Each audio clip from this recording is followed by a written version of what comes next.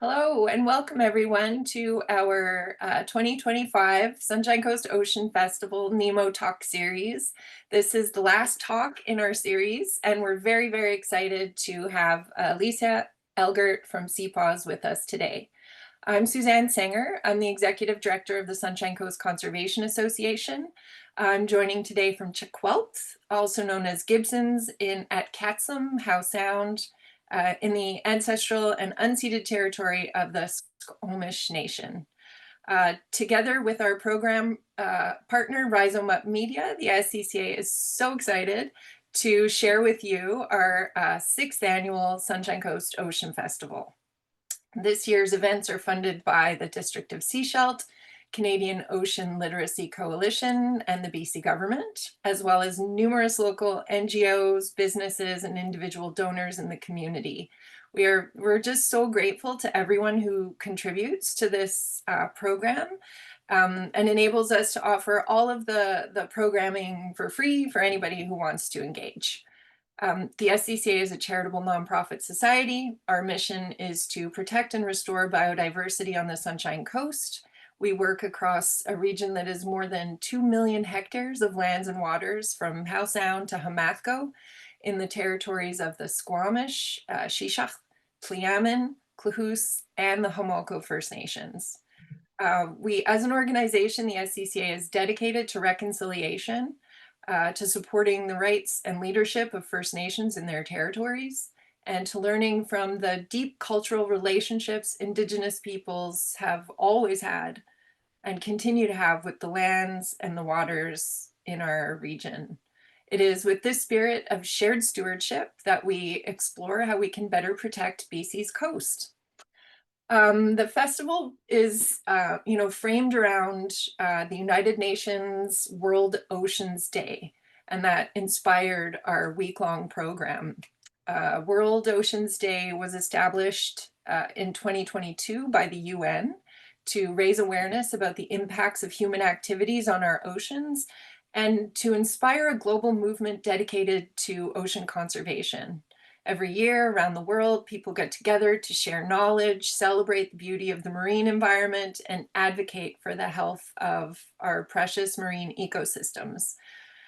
We're proud to be part of that important global movement to protect and restore oceans worldwide.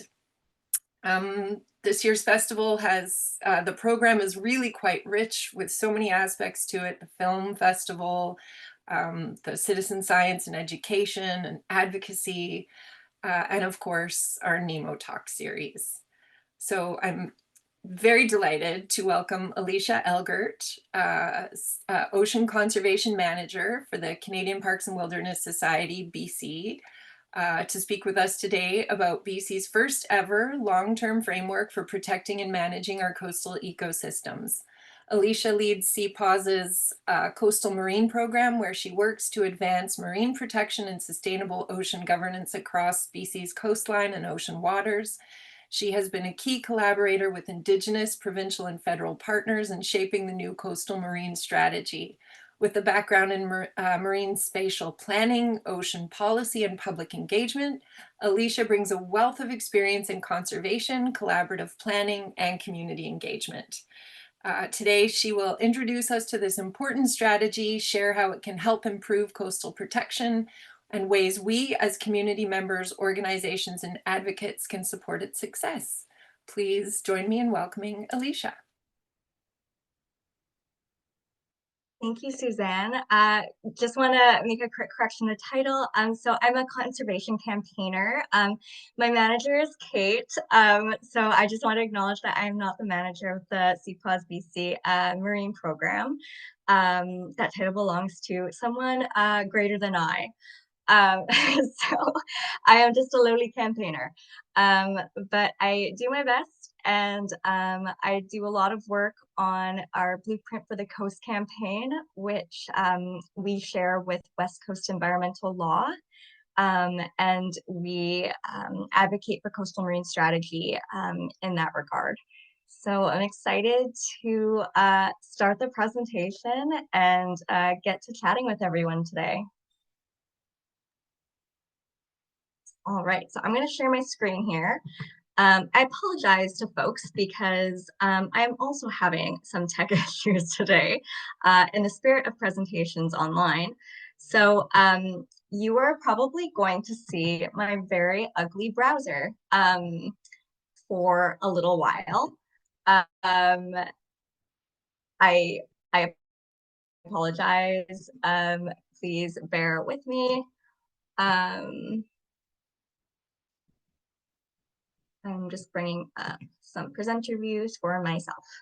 Okay. Looks great. Don't worry. All right. I'm trying to like center it a little bit so that it's like not going to be completely awful, but just slightly awful. All right. Perfect. Okie dokie. So yeah, just let me know if anything goes wonky during the presentation. I'll do my best to fix it. All right. Let's get started. Hi, everybody joining us today. It's lovely to be with you all here on Ocean Week. I just want to say a big thank you to Sunshine Coast Conservation Association for holding this webinar series and for inviting me to speak with you all this afternoon. My name is Alicia Elgert. I'm a conservation campaigner for CPAWS BC's Ocean Program. And this afternoon, we're going to chat a little bit about Blueprint for the Coast, which is a collaborative campaign between CPAWS BC, or Canadian Parks and Wilderness Society BC chapter, and West Coast Environmental Law, who are our partners on this campaign. So this campaign is all about our advocacy to bring forth a coastal marine strategy and law to BC and oversee that process in terms of us being nonprofits and putting some pressure on the government to go through with their commitments on this wonderful strategy. So before we get started today, I'd like to take this moment to remember that the coastlines of the lands and waters encompassing British Columbia have been stewarded by Indigenous peoples since time immemorial. Today, I'm giving this presentation as an uninvited guest on the unceded, traditional, and ancestral territories of the Musqueam, Squamish, and Tsleil-Waututh First Nations, traditionally known in the area of Vancouver. So we're mindful of the violent colonial history of parks and protected areas within Canada and are dedicated to advancing reconciliation and Indigenous protected and conserved areas, or IPCAs, across the province. We also recognize that decolonization is an ongoing process that requires us to actively listen, unlearn, and hold ourselves accountable. It's a process that we are committed to as organizations, and that I myself am committed to as an Indigenous woman. And lastly, I'd like to emphasize that Indigenous well-being and cultural survival is inseparable from the land and waters, and that there's no reconciliation for coastal First Nations without a healthy and productive coastal marine ecosystem.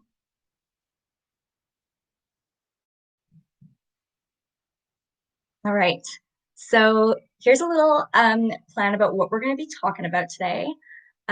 So we're going to do a little bit, we're going to touch on what the ocean provides for us and the significance of why we're protecting the ocean in the first place, the current state of some threats that are happening on the coast and their corresponding impacts, a little dive into some complex jurisdictions, and then we'll move on to a summary of our Blueprint for the Coast campaign, which will lead us into talking about the BC Coastal Marine Strategy. And as we close up this presentation, we'll take a little bit of a closer look at some of the issues addressed in the strategy, in particular shellfish bed closures and hardened shorelines. And we'll kind of do a little bit of an assessment of these issues and discuss in depth how the Coastal Marine Strategy has proposed to address these issues, just as kind of like a little magnifying glass onto those issues. And then we'll talk a little bit about why we need a coastal marine law to accompany this strategy. And then some steps on to what is next. And at the end, we'll have a question period. And we'll also have, I'll have an action that you guys can take to make a little bit of a difference. This Ocean Week, we have a new supporter action on our website around the BC budget public consultations. So that's something exciting that we got up yesterday. So I'm looking forward to sharing all of that with you. All right. So the ocean, being here in BC, and probably many of the folks here being on the Sunshine Coast or elsewhere in the province especially if you've grown up here, have a lot of memories being on the water, interacting with marine life, participating in recreation, all sorts of things like that. So the ocean is incredibly important to like our identity as a province and as citizens, but also it's incredibly important functionally as an ecosystem. And so some of this stuff is a little common sense, but I figured I'd go through it nonetheless because it's just super important to recognize why we're doing what we're doing. So when I'm talking about coastal marine ecosystems, that might seem a little abstract. It might seem like, okay, what are these to begin with? So coastal ecosystems are just essentially like nearshore ecosystems. So they can include things like kelp forests, seagrass meadows, salt marshes, tidal flats, and estuaries, and just to name a few. And then there's also such a high biodiversity in BC. BC is one of the highest biodiversity provinces in Canada, and that's really reflected in our marine life as well. So the Southern Strait of Georgia alone contains upwards of 3,000 species. And so if anyone's unfamiliar, Southern Strait of Georgia is that little chunk of land, or not land, little chunk of water between the mainland of British Columbia and Vancouver Island. So it's a very diverse place. And then the ocean provides so much for us. The coast is truly a lifeline for many people. It plays an irreplaceable role in ecological function, Indigenous cultural survival, recreation and well-being, and can even buffer the impacts of climate change and ensure that BC has economic stability. So it's a pretty big player.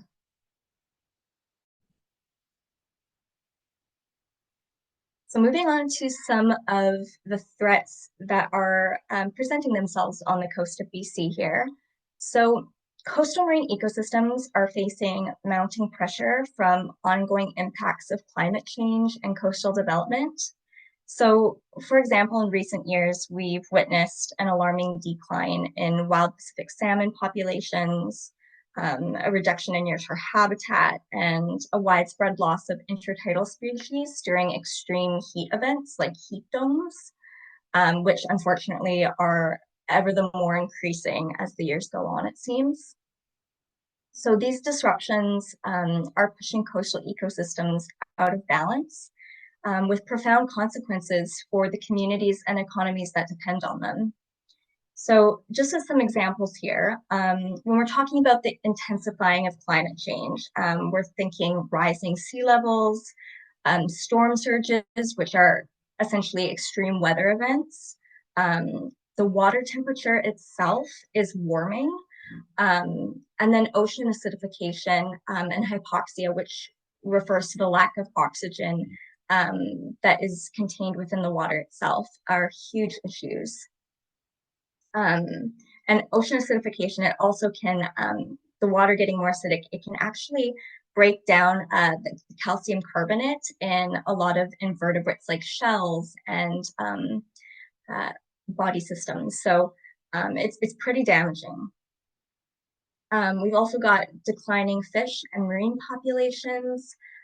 We have a lot of species at risk here on the coast. And one of the more charismatic ones that I think we're all probably quite familiar with, are southern resident orca whales that that are having such a hard time on the coast right now due to issues with pollution and a lack of Chinook salmon to eat. And then moving on, we have some habitat loss. Urban shoreline development is such an issue. We'll talk a little bit about it further in the presentation, but we have so many hard shorelines on the coast. So I know that maybe that might not be a familiar term to many joining us today, but I promise you, I'll go in depth about that and I'll explain what that is. And then increase in pollutants and poor water quality. So I think a lot of people here are very familiar with going to the beach and seeing garbage all over the place, or maybe seeing styrofoam in the water, which is a huge issue and is just so ubiquitous. You just see it everywhere. And it's really hard to eliminate once it's in the water system. But we're also talking chemical pollutants. So, you know, things like ships that are at sea and they dump into the water. We've got sewer outfalls along the coast that can release sewage from really old combined sewer systems. And along with sewage, any sort of other chemical contaminants that we're putting down the sink or that are coming upstream from more landlocked areas. So that can also result in something called biomagnification. I recognize that's probably like a bit of jargon here, but biomagnification or bioaccumulation, it just refers to the process where pollutants are magnified as they go up the food chain. So you can kind of think about like a very small fish eating some phytoplankton or some zooplankton, and it's eating all those little guys to sustain it during its lifetime. And so it's accumulating all the pollutants within those little phytoplankton and zooplanktons. And then if you move up to like a bigger fish, like a tuna or something else, how many of those little fish are it gonna have to eat in its lifetime to sustain itself? All that pollution gets magnified even more. And then until you have like the huge megafauna species like orca whales, for example, they're just kind of bursting at the seams, can be bursting at the seams with pollutants. So it's just kind of that process of it getting magnified as we go up and up the food chain. And ultimately, when we think of who's at the top of the food chain too, if you eat seafood, if you eat fish, that can include us. So we're definitely not separate from the issue of pollution in that regard, because ultimately, if we're eating the fish, we're ingesting what the fish are swimming in. So that's pretty important to address. So moving on to a little bit of something that well, a lot of people do think about, and are forced to recognize on a daily basis because they depend on the ocean for their livelihoods and their well-being. But not everyone who's directly impacted by that being their livelihood might not fully recognize the importance that the ocean has in our economy. So the ocean-based economy is over $21 billion. Is about 8% of the province's gross domestic product and directly employs 131,000 people full-time. And then the marine-based tourism industry and recreation industry alone generates over $5 billion every year. So when we're talking about this and ocean health, at the end of the day, a suffering marine environment is bad for British Columbians' economy and in turn the communities that rely on that. So it has some pretty big consequences, and especially not to get too political, but especially during what we're seeing now in the world, where we're facing a higher cost of living and a lot of economic turmoil. You know, really protecting the ocean is going to feed into that a lot. So I think it's very easy for people in today's circumstances when we're focusing on putting food on the table and really just a roof over our heads and making a living and feeding our families, it's easy to focus on things other than the environment, and the environment sometimes can really seem like almost a luxury to care about. But at the end of the day, everything is so interconnected, and investing in environmental conservation and in marine conservation directly impacts our economy. So just wanted to make sure I tie those, connect those dots a little bit for folks today that maybe might not be aware of it, although a lot of people are. So in addition to the threats that we've just talked about, and we've also inherited a bit of a sticky situation in BC. So I've got a table here. I recognize it's very text heavy. I'm not going to go through it in depth. It's just here as a little image to show you. But we've inherited a jumble of regulations and laws overseen by a lot of different provincial ministries and departments in BC, and a lack of direction and organization and communication even means that coastal issues will continue to be dealt with in an ad hoc fashion, or just kind of in a very reactive manner, without anyone looking at the big picture. So basically in the opposite of being proactive, essentially. And then moreover, the current array of provincial policies and legislation that we do have is quite antiquated, and it wasn't really designed to deal with the pressures of development and the intensity of these pressures that we're seeing today with regards to climate change and user demands. So we can see here by looking at this table how many cooks are in the kitchen, so to say, when it comes to marine protection and management. So we've got federal government, First Nations governments, provincial governments, and local governments. And it's so easy for a lack of communication or disorganization or the occurrence of silos to happen. So ultimately, what this is emphasizing is that we need an overarching strategic plan to kind of keep our ducks in a line, so to say. Or like, I don't know if we want to be like marine about it, I don't know, keep our surf scooters in a line or something, or seagulls, even though seagulls aren't really a thing. It's just different species of gulls. Birders will get on me for that if I don't preface that. But this chart kind of illustrates the different players sitting at this table, and there's a lot of them. So this is why in 2019, CPAWS BC came together with West Coast Environmental Law to call for a BC coastal marine strategy and law.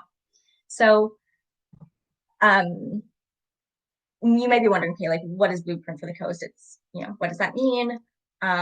So the coastal marine strategy will serve as a blueprint for the coast, essentially, hence where the name comes from, providing BC with a long-term plan to effectively protect and manage coastal regions in coordination with Indigenous, federal, and municipal governments.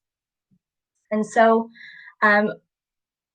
throughout the years, as we've been campaigning for the creation of a coastal marine strategy, we've really been focusing on the fact that the strategy needs to uphold Indigenous rights, support biodiversity, and uplift coastal communities.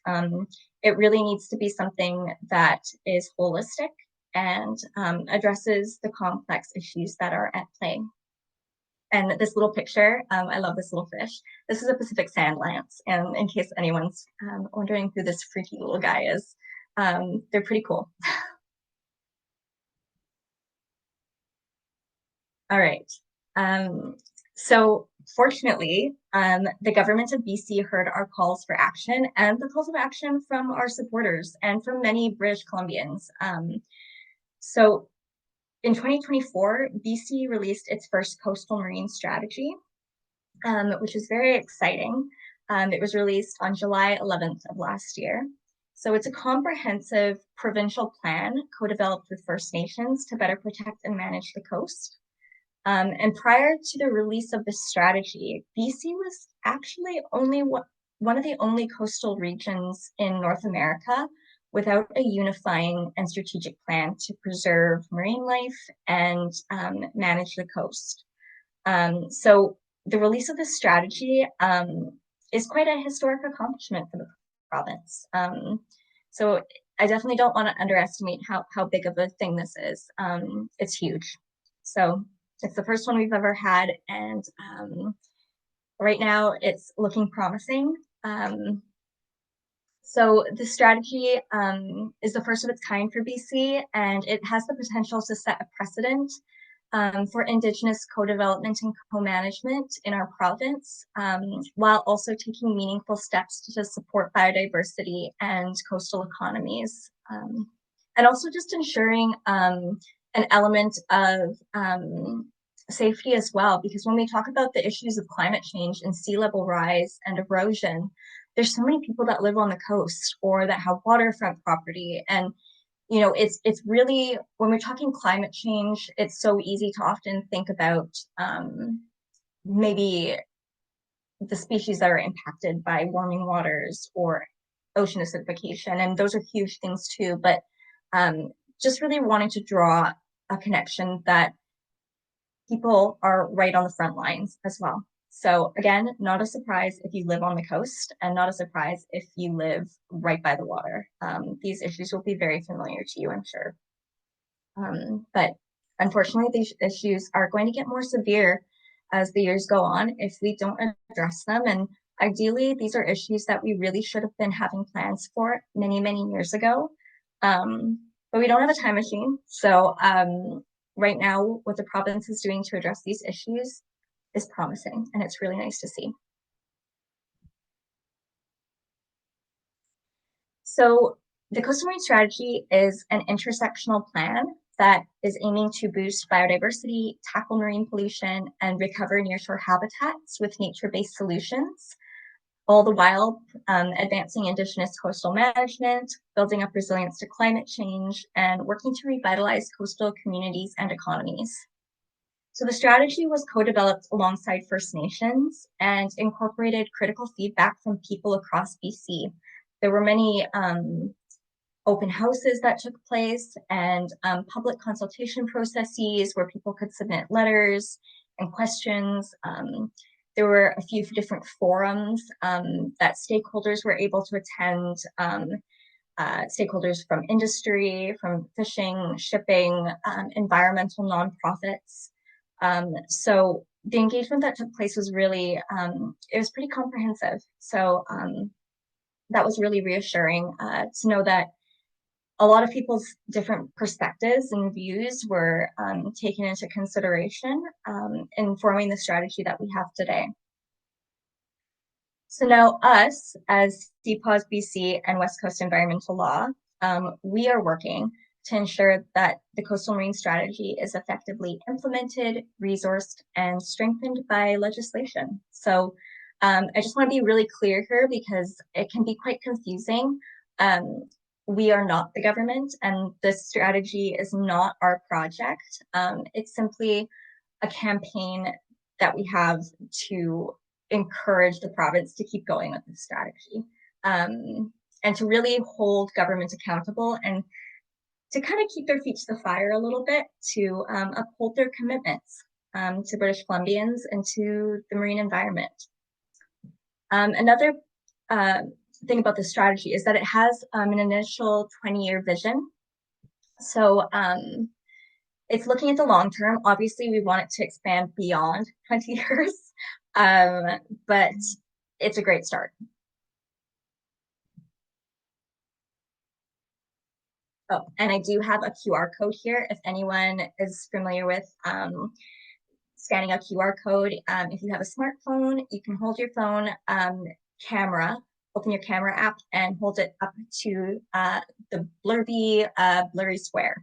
And then a little yellow kind of button should pop up. And if you click that, this will take you right to the Coastal Marine Strategy PDF.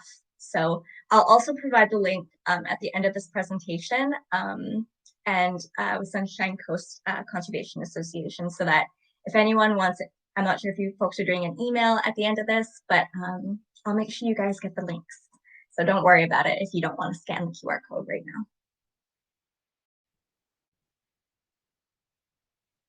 So this is a timeline taken from the Ministry of Water, Land, and Resource Stewardship, which is the ministry that is responsible for the coastal marine strategy.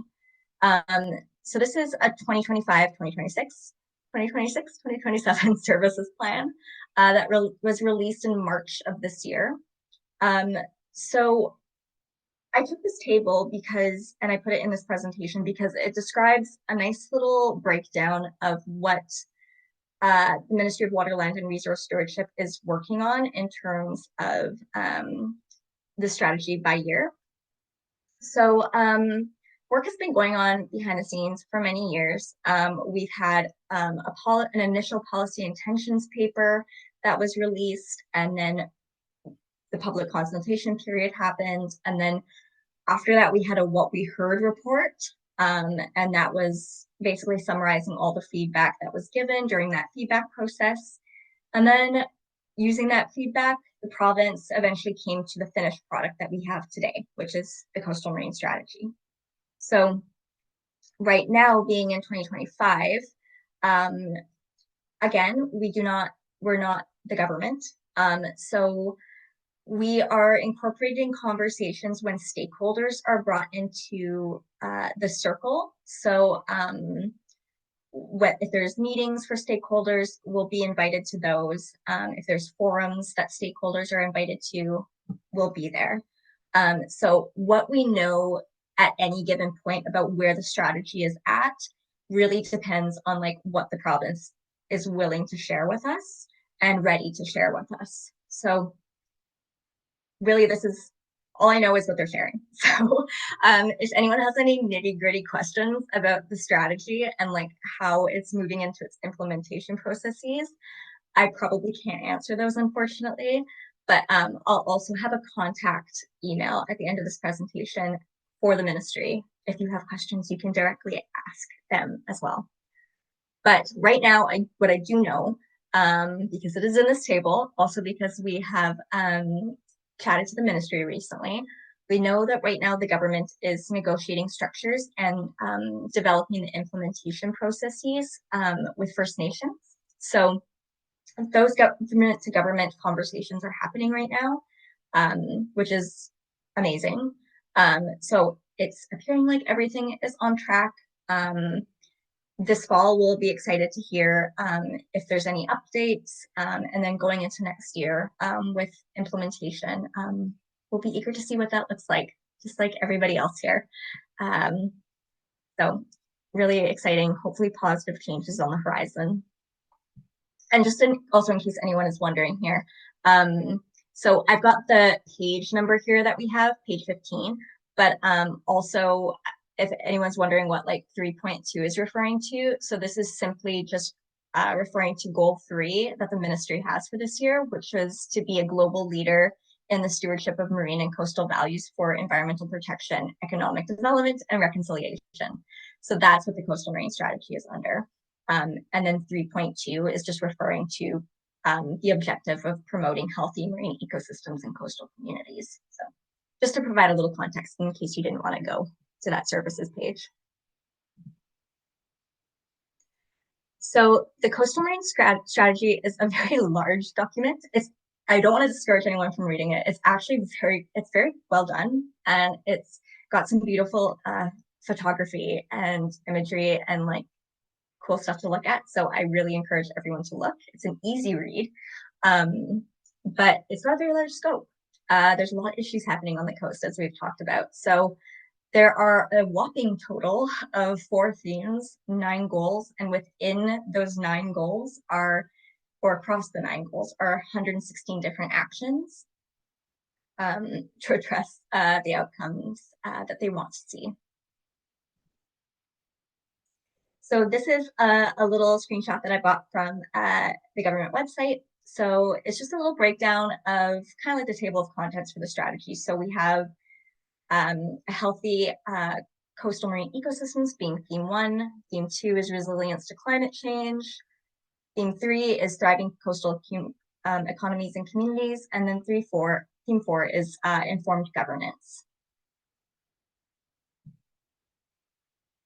So looking specifically at one of the issues impacting the coast is shellfish bed closures. And we've actually, as a campaign, as West Coast Environmental Law and CPAWS BC, we've recently published a couple of what we call case studies, for lack of a better word, on our Blueprint for the Coast website that addresses some of the most popular concerns on the coast here of BC and how the coastal marine strategy can help address those. So I'll provide a link in case anyone's interested in looking at those. They're an easy read. They're like one-pagers, easy to digest. So unfortunately, I think a lot of people here are familiar what happens when we eat bad seafood.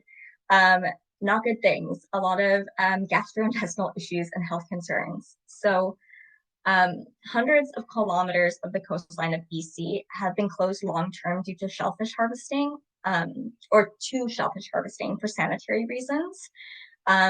Most notably, E. coli contamination from sewer outfalls and also just chemical pollutants in general. So I just want to really acknowledge how this is devastating for coastal communities in general, but especially devastating for First Nations communities because it directly impacts cultural survival and food security. So one nation that I'd like to mention is Paquachin First Nation.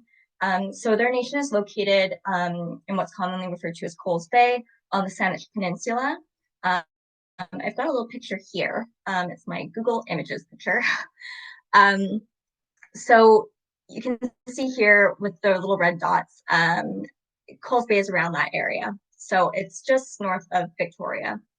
And this nation actually hasn't been able to harvest shellfish traditionally since 1997. So that's like, if my math is correct, it's about like 28 years. Like we're approaching 30 years, which is wild. I am 33, so like this is almost my entire life. So it's, yeah, it's quite alarming. So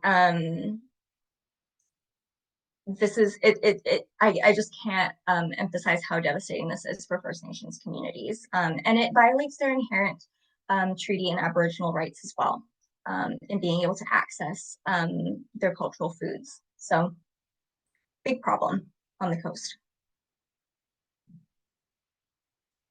And then talking a little bit about how the coastal marine strategy can help.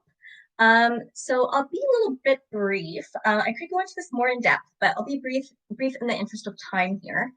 The BC Coastal Marine Strategy it plans to co-create a healthy shellfish initiative with First Nations partners, one that is modeled off of the successful programs and pollution correction legislation that we see in Washington state across the border. So I won't get into the nitty-gritty just for time's sake, but there are detailed kind of like little sub-goals and detailed items that the province outlines in what's important in achieving a healthy shellfish initiative. So taking steps to reduce pollution in the first place, identifying pilot projects that can inform a coastwide program that's flexible enough to meet everyone's specific needs, advocating for changes to federal Canadian shellfish sanitation program, including more funding to support increased water quality testing and pollution remediation, just to name a few. And then talking about hardened shorelines. So as promised, I will explain what this means. So hardened shorelines or hard armored shorelines are just, they're basically these hardened human man-made structures like seawalls or riprap, breakwaters, those sorts of structures that kind of intercept the shoreline and cut it off essentially from further upland. And they can be quite harmful actually. So shoreline habitats such as spawning beaches and salt marshes are really critical to the food web and sequester carbon and also protect communities from flooding and storms. and they can help to maintain local food security as well. However, these habitats have been declining at an alarming rate. And a significant cause of this is the hard armor shorelines. So these structures are usually put in place to prevent erosion of the upland property, but it can disrupt natural shoreline processes and destroy important habitats. So you can see here on the top is a picture of the Vancouver seawall, and on the bottom, I don't know if this is British Columbia or not, but those big rocks are what we call riprap, and those are very commonly seen on the coast. Get a lot of those on Falls Creek here in Vancouver. So the main problem here with hardened shorelines is something called coastal squeeze. It's a process whereby sea level rises, the sea level rises and forces nearshore habitat like eelgrass beds to migrate upwards towards land to maintain their ideal depth that they like to live at. But when there's a structure there to prevent its movement, the habitat actually gets trapped and eventually reduces and degrades and essentially gets kind of like squeezed out of that zone. So huge problem because eelgrass beds are so important for habitat, for biodiversity, carbon sequestration, the list goes on. And how can the coastal marine strategy help with this? So I won't go through all of these issues, but basically it's good. There's some outlines to help improve access to a Green Shores training program. So that program belongs to Stewardship Center for BC. And it's a great program that works to address hardened shorelines and implement something that we call nature-based solutions, which are essentially also called soft shorelines. And it's just, if you envision like a natural looking shoreline, that's kind of what it is. And like to prevent erosion, maybe planting some more seagrasses or putting some more plants in there, because the root structures can really help with preventing erosion. So it's just mitigating erosion and issues that you're trying to prevent with hard armor shorelines, but getting all the benefits of climate adaptation because it'll buffer storm surges as the vegetation grows, it'll mitigate floods, all the good stuff. So although the release of this strategy is a huge accomplishment, it just marks the beginning of the work that lies ahead. And there's already a glaring functional gap that needs to be addressed, and that's a lack of an accompanying coastal marine strategy, or sorry, coastal marine law for this strategy. So the coastal marine strategy policy intentions paper, going back a few steps, acknowledged way back in the day that, to quote, a key challenge to coastal management is the absence of a legal framework specifically designed to govern and manage coastal marine areas in BC. So the province has been very transparent in acknowledging at multiple points the need for accompanying legislation. Because in the absence of a coastal law, the strategy is vulnerable to inevitable changes in the political landscape. And without that accompanying coastal law, the strategy is likely to fall short of meeting its desired outcomes, thereby failing to make meaningful change that lasts. So, very important. There are two main reasons why we do need accompanying legislation. The first is that none of the commitments or obligations that the government makes in the strategy are legally binding. So we need that legislation to hold them accountable. Okay, very important.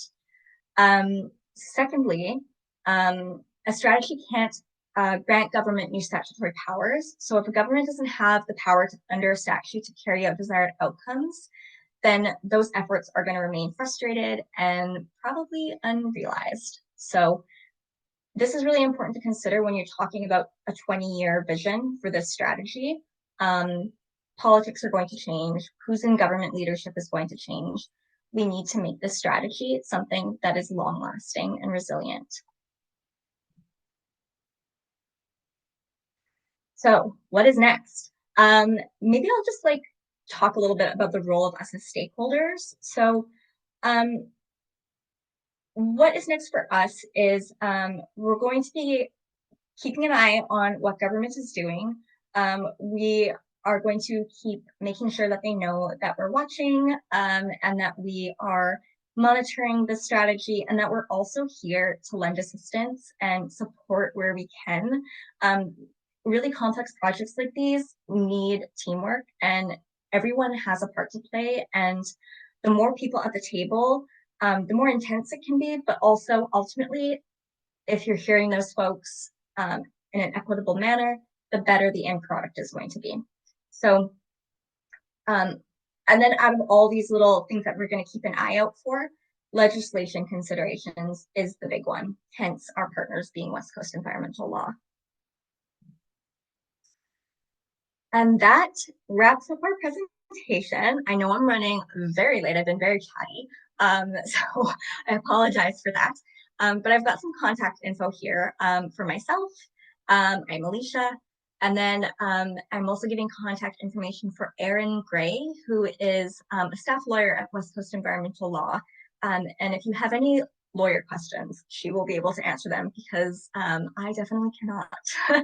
Our website is www.blueprintforthecoast.ca. And at the bottom there is the email for the Ministry of Water, Land, and Resource Stewardship. So if you have any nitty-gritty questions about what's going on in the strategy, or anything that you'd like to bring up to the government, that is the email that you want to send your inquiries to. So feel free to take a picture of this screen and reach out. And now we'll have some time for questions in the 8 minutes I've left you. No, we go over time every time, so don't worry about it. I'm gonna ask you to stop sharing your screen and just say, okay. Huge thanks, Alicia, for walking us through all of that, because like a couple things, how government processes to figure out what the issues are and then address them are complex, and the SCCA gets involved in these kinds of things, and it's hard to communicate to the public, like, what are the steps, and the multi-jurisdictional nature of the marine and foreshore environment is a lot. So your presentation, you did really well at walking us through those pieces, and I really appreciate you taking the time to do that. Thank you. It is my pleasure. Thank you. Yeah, before we set up for questions, I always like to just kind of draw a couple of pieces out of your presentation too. That Pacific Sandlands, adorable little fish picture that you had there. We support a forage fish sampling project, and we've got Maggie just put her screen on, and so we were like, oh, the forage fish people, I think, were probably like, we know what that is. So really, and it is such an important. We had a talk yesterday from Marine Stewardship Initiative at Catsum House Sound about. Oh yeah. Elgert, yeah. Yes, and so everything you've talked about, and it's so wonderful to have this talk at the end of the series, because everything we talked about all week sort of lands up in this basket of, and what do we do? And I just really want to reinforce the law. The law. Without the law, the strategy it's great, but it's not enforceable. And so I really thank you for, putting that at the forefront of the advocacy. So we've got, I don't know, we haven't had very many questions pop up in the chat. I have a million, but I do want to encourage if you have any questions, please, if you want to pop them in the chat, I'm happy to read them out to Alicia for you, or put up your hand if you want to ask a question, or just, engage. We're probably going to take this over time. So if you've got a burning question, pop up now. If you've got to leave right away. Also, just noting, I dropped in the chat a link to our supporter action right now. So right now, the BC budget consultation process for 2026 is happening. It's ending on June 20th. So outside of anything coastal marine, I mean, you can comment on whatever you want. So the link is there. You can access it. But this link is for our website. It's basically a supporter action saying, hey, BC, please invest in the coast, allocate funds to the coastal marine strategy, because everything needs dollar bills, and money is important, unfortunately. So these projects are not inexpensive. So legislation and funding are like the legs that the strategy needs. Yeah, is there any sorry, I'm just gonna follow up on that with a question Mm. about like with the BC watershed security Yeah. strategy and fund, we saw really big investment by the BC government, which we're extremely supportive of. We're seeing the legislative piece with the biodiversity and ecosystem health framework, so that's moving along. Are Mhm. you seeing that level of commitment from the BC government yet on funding for a coastal strategy and a law? Like, Yeah, so for the law, we again the province has been pretty transparent in like the intentions paper, in the what we heard report, in the final product itself, of continuing to bring up the need for legislation. So this is something that they have recognized the entirety of this process, and in our conversations, without getting like too nitty gritty, this is definitely something that is in the forefront of minds, it seems. So we're really grateful for that. Nonetheless, it's something that we need to keep up there because the strategy is kind of useless without legislation. Um, and then as regards to funding, or in regard to funding, um, we've heard a little bit less on this with government changing, but the last that we've heard is that the province is recognizes the importance of funding the strategy, but budgets are tight, and there are a lot of different areas that the province needs to allocate money towards, and I can't emphasize how important it is that we speak up for investing in the coast, because if there's not that public pressure there, it's really easy to slip under the radar. And yeah, there's been so much time and energy going into this strategy, and efforts from nations that oftentimes have really limited capacity. They've been putting their all into this, and I know that like the ministry has been working really hard as well. So the job that the province has done to like incorporate lots of different perspectives and hold relationships in, and trying to do that in a good way, um, advocating for the funding, advocating for the legislation is just kind of, I feel like, acknowledging that, and it's really what's going to honor that process at the end of the day, um, because you're going to have a good end product. So yeah, yeah. make your voices heard. Yes, Long story short. absolutely. I want to make sure people know that I'll do this at the end too, after the conversation, but we always take all the resources that our speakers share Oh, with us and good, put them up on our website after. You've got a good. lovely page Okay. on our website for your Nemo talk. And then we, have this archive of all the interconnected information for people to just go down rabbit holes of learning about the ocean. Oh, great. Yeah. Okay. Right. On the politics, because, Hmm. everything relates back, like government is, everything relates back to politics. I appreciated that Yeah, you raised that issue of like advocacy and, putting pressure on the government where it needs to be put, especially in this crazy economic, yeah. uncertainty. I So one of the comments in the chat is that the Northern Pipeline is rearing Hmm. its ugly head again. So it's a bit of an emergency situation. It would be great if we could get a law in place ASAP. So I guess Hmm. any ideas about the urgency and or how a coastal strategy law, a coastal marine species, however it's Yeah, called, could deal with some of those really challenging issues. yeah. So bearing in mind I am not a lawyer, I feel like this is more of a West Coast environmental law question than a CPAWS question. Um, so, and I could be mistaken. The strategy is quite long. I do not have a photographic memory, but to the best of my knowledge, I don't think pipelines are mentioned in the strategy. Again, I could be wrong. Please take a look for yourselves, and don't trust my word solely on this one particular issue. But yeah, I'm gonna have to refer that question to West Coast environmental law. I will give you the contact information for Erin Gray to pass on or to put on the website as well. Or again, the province email as well, because I feel like they'll probably be better able to answer that question way better than I can. Totally, totally understandable. I know one of the issues that SCCA is involved in is the wood fiber LNG project.